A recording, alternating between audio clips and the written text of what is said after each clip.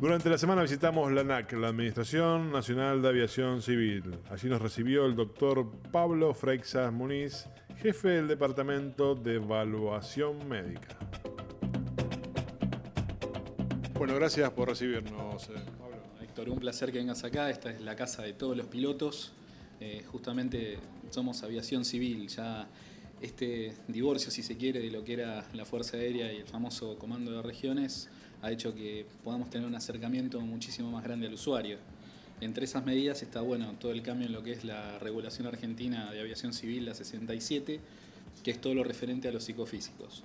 Háblame de estos nuevos cambios.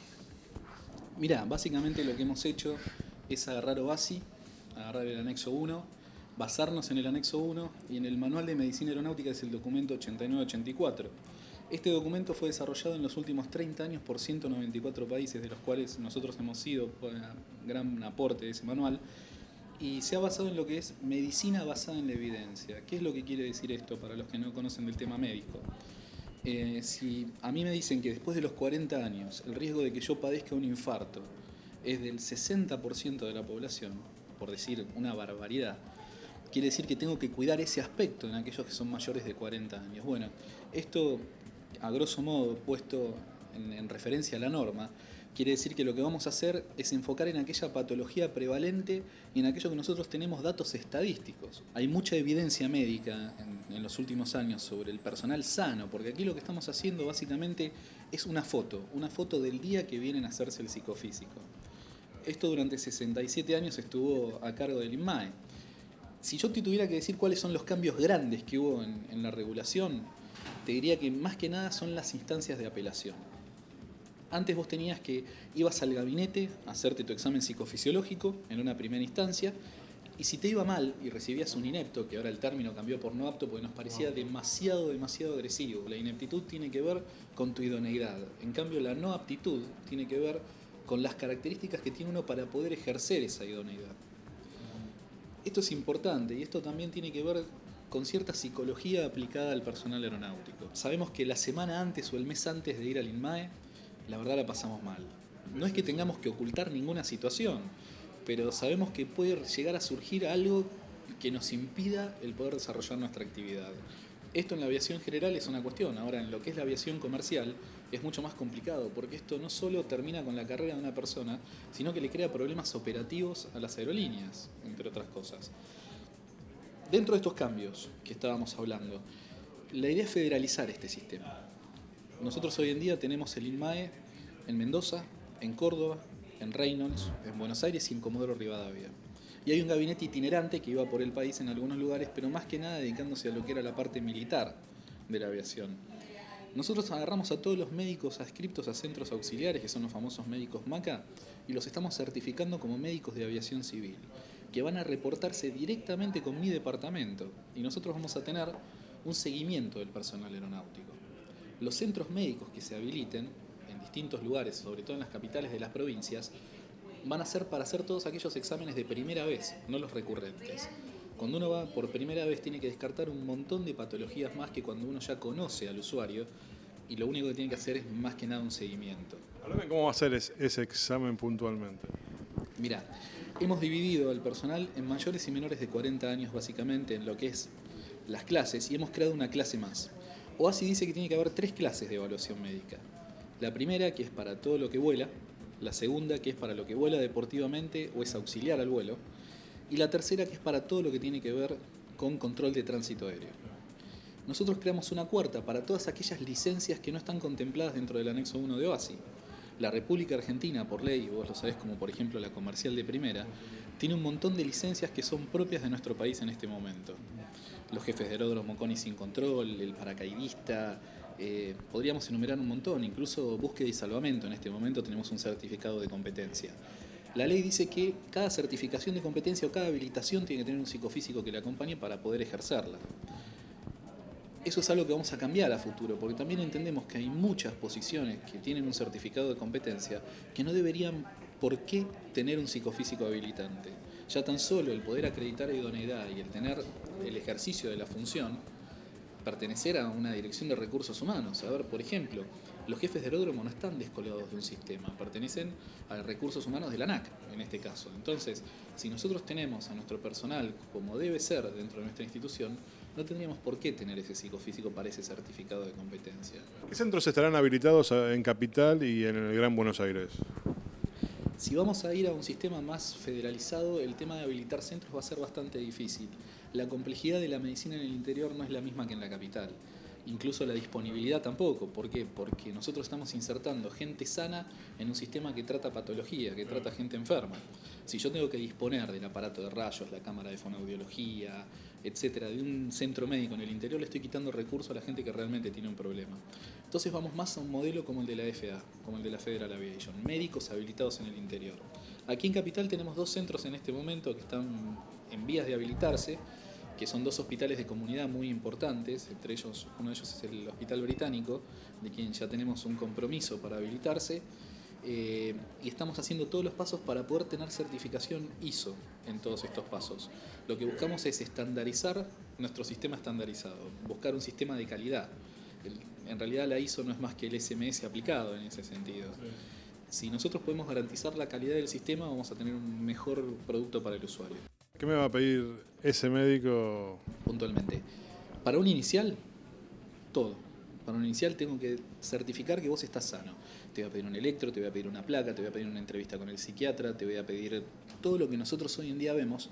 Sí te voy a ahorrar algunas cuestiones, como por ejemplo el electroencefalograma. El electroencefalograma es de dudosa aplicación en cuanto a pronóstico. Entonces tratamos de ahorrarle al usuario un paso que tampoco nos sirve a nosotros médicamente. Pedir algo que no se puede interpretar como tal, lo único que nos agrega son dudas y dilaciones en el tiempo. Ejemplo, los agroaéreos, todo lo que es aplicación agrícola, durante las campañas no tiene mucho tiempo, y el tiempo es dinero también. Claro. Entonces vamos a tratar de facilitarles la llegada al médico a los lugares de campaña. Para los que son recurrentes, para los demás, o sea, vos ya hiciste un inicial, volvemos a sacar un psicofísico, en ese caso el electro solo después de los 40 años otra vez, y a los 35 años, después de los 40 se va a hacer anual o en cada oportunidad. Cambiamos los tiempos de vigencia, que esto es muy importante, nos ajustamos más a la norma internacional. Por ejemplo, el piloto privado va a tener 3 años de vigencia, cuando antes tenía 1 año, y todos los TLA mayores de 40 años van a seguir con 6 meses, pero los menores van a tener 1 año. Esto mismo también se va a aplicar a los TCP. Todas las tripulaciones de cabina de pasajeros van a tener 3 años de vigencia.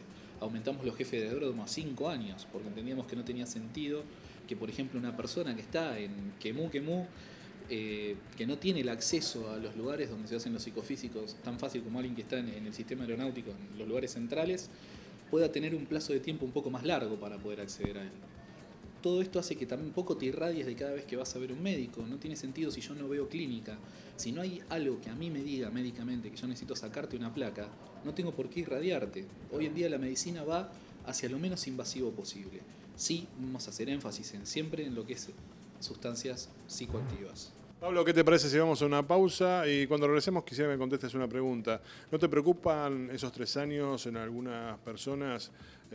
Quizás en el interín le suceda algo, algún tipo de enfermedad que no declare y esta persona siga volando. ¿Qué te parece? Excelente. Cuando volvemos te lo contesto. Pablo, como te dije antes del corte, ¿no les preocupa este tiempo de 3 años en el vencimiento, pensando que si el piloto privado de avión u otra licencia llega a tener algo en ese periodo y que él no declare y se transforme esto luego en un accidente? A ver, Héctor, todos sabemos que el usuario tiene su responsabilidad y te agradezco la pregunta porque es muy importante y de esto vamos a hacer difusión en su debido momento en la página. Hay una modificación que vamos a hacer en la página web donde vamos a informar todo esto al usuario. Va a haber lo que se llama declaración de disminución de la capacidad. Cada uno es, digamos, responsable por su estado. Igual que las empresas van a ser responsables por su personal y tienen un médico responsable de empresa. Si yo sé que estoy sufriendo alguna de las condiciones que dice la reglamentación, que no son muchas, haber estado internado más de 24 horas, haber tenido un traumatismo de cráneo, haber tenido una intervención mayor, estar con una medicación que requiera más de 20 días de aplicación, son unas cuantas que ya tenemos bastante pautadas y que no son difíciles de aprender en cuanto a lo que es la idea del usuario. Una vez que nos notifican a nosotros, no van a necesitar realizar de nuevo el psicofísico. ¿Por qué? Desde aquí, desde la Autoridad Aeronáutica, le vamos a hacer el seguimiento de lo que él está padeciendo en ese momento. Y una vez que tenga el alta de esa situación, una vez se puede reinsertar, si no ha pasado mucho tiempo del inicial, ¿no es cierto?, de cuando hizo su psicofísico, nuevamente la actividad hasta el tiempo de vencimiento. Un ejemplo sería, yo estoy volando, soy piloto privado, tengo mi habilitación que la saqué hace 3 meses, pero de golpe tengo un apéndice bien complicada, me operan, salgo de mi apendicectomía, estoy bien de nuevo, tengo el alta, bueno, todo ese periodo obviamente no puedo volar. Entonces, ¿qué es lo que hago? Yo notifico a nosotros, a la autoridad aeronáutica, la disminución de la capacidad y nosotros vamos haciendo el seguimiento. Una vez que tiene el alta, lo vamos a citar o nosotros vamos a ir hacia donde está él, vamos a constatar de que la situación esté bien y habiendo pasado tan poco tiempo, menos de 6 meses de la habilitación, le reotorgamos su propio psicofísico por el tiempo de vigencia que queda. Y vale como corresponde el alta de su médico personal. Por supuesto, la figura del médico tratante, del médico de parte, le damos muchísimo valor. ¿Por qué?